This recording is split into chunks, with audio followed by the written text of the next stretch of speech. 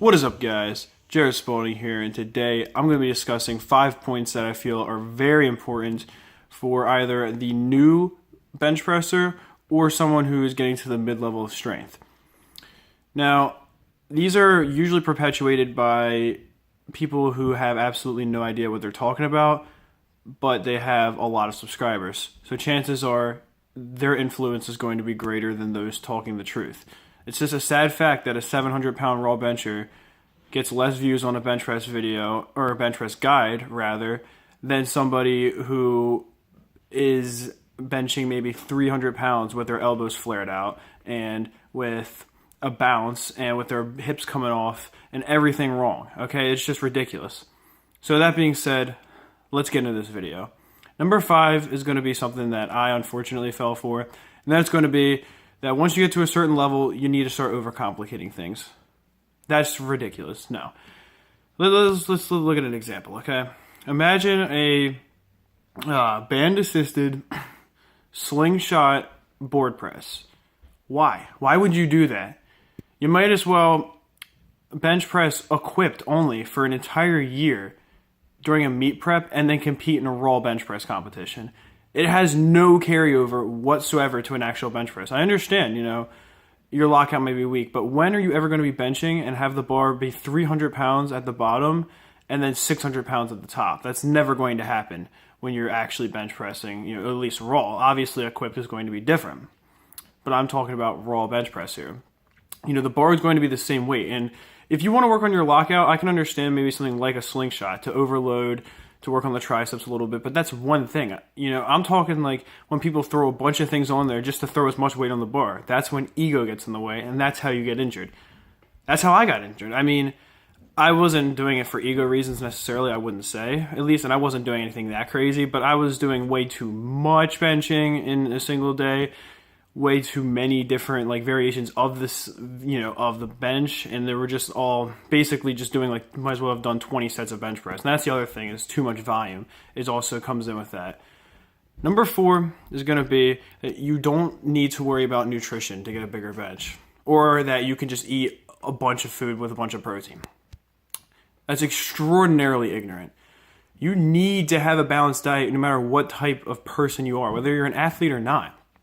And certainly, if you expect to get to a strong level on the bench press, you very much need the nutrients that come from things like fruits and vegetables. You're going to need your whole grains. You're going to need a balanced diet that revolves around your workout schedule. Okay, that's just simply it. That's, again, how you get injured. It is lacking in certain nutrients that can only be found in fruits and vegetables. And the other thing that comes with this is, unfortunately, a lot of people think, well, I'm not going to eat any vegetables, I'm just going to take a bunch of supplements. That's also stupid. You take a bunch of vitamins or something that are 2,000% of your daily dose of that vitamin. That's not really giving you the same thing that the actual whole food's going to give you. And I understand, not everyone likes eating a bunch of vegetables. I hate vegetables with a passion. That's why I make, the super smoothies with all the fruits and vegetables. I drink that before I work out because it has a lot of things in it. It's a lot of fruits and vegetables. It's probably at least a couple pounds, of just fruits and vegetables in there. And it's very filling as well. You have that with a, pre-workout meal. You're ready to go. And it provides me with many nutrients. And I've noticed, ever since having these, that I have felt substantially better. I recover faster.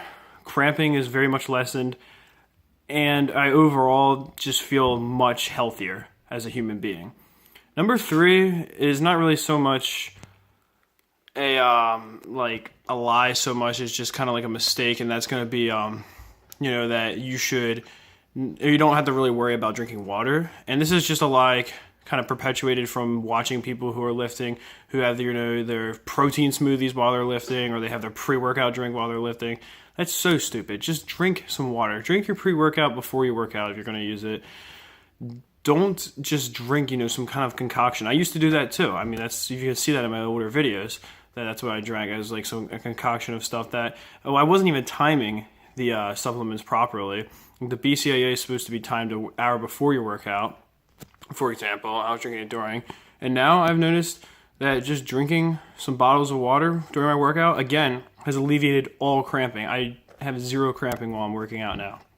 Whereas before, especially after I was done working out, I had severe spasming from dehydration. And just drinking water throughout the day, getting enough for your body, really just makes you feel better overall. Not even just when lifting, but just as a human being.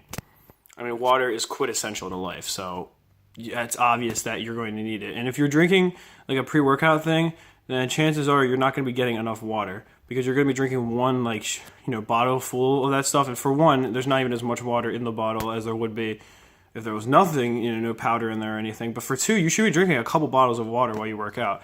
I mean, just on my my Monday workout, which is my most brutal day, but I drank 4 bottles of water, 4 full-size bottles of water on that day.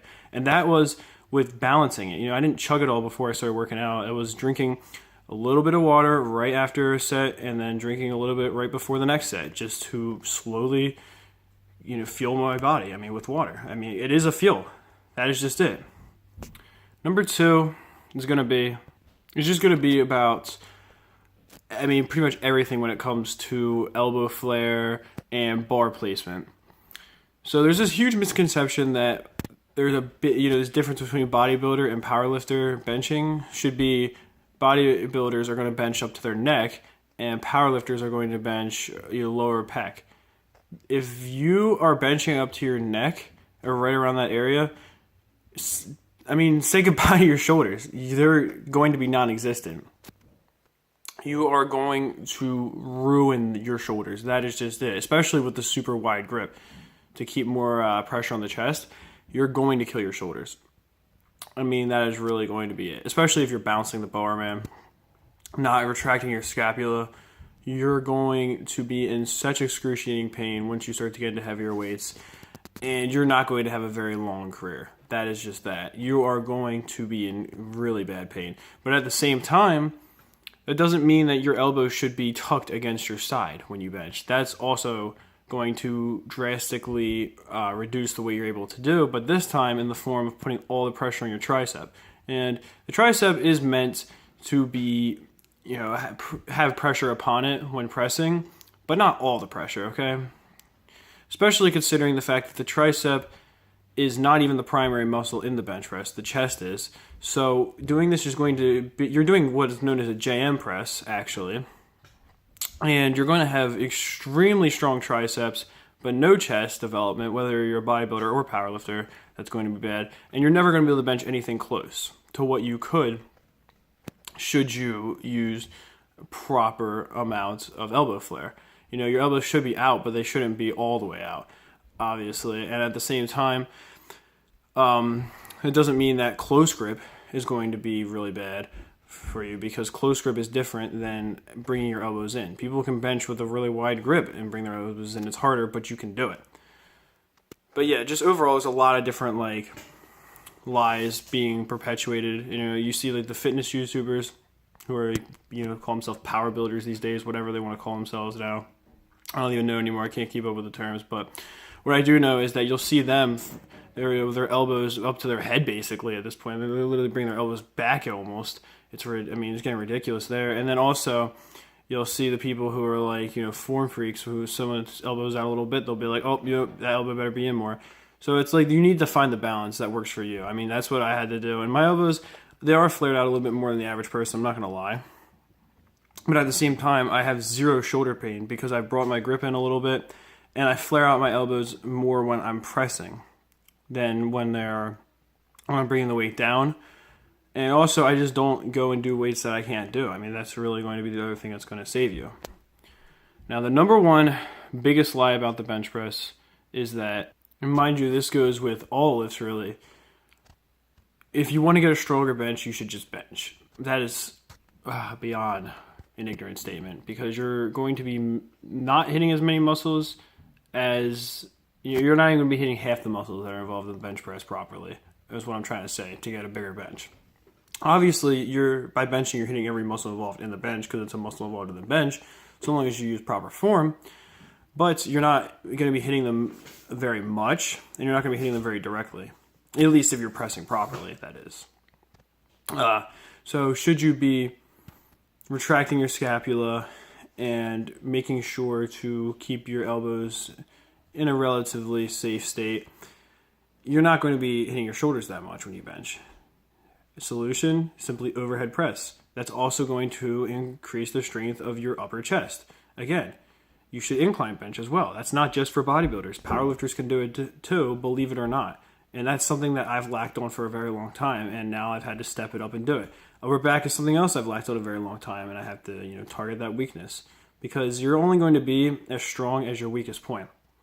And also, you can't build a huge bench without squatting or deadlifting or doing something for your legs, because otherwise you're going to be so unbalanced that you won't be able to press nearly as much as your potential.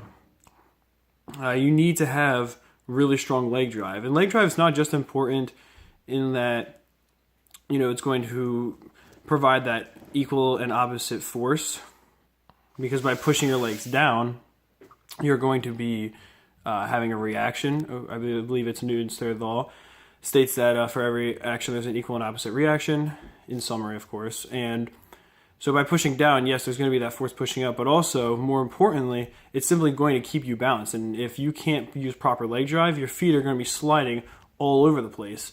And that's going to be a big issue, because you might as well do a Larson press at that point if you have no foot support. That's going to keep you anchored down. It's going to keep you balanced, and it is going to keep you injury-free. So that being said, I hope you enjoyed the video. I know it's a bit of a longer one, but if you have anything you'd like to add, let me know in the comments. Peace.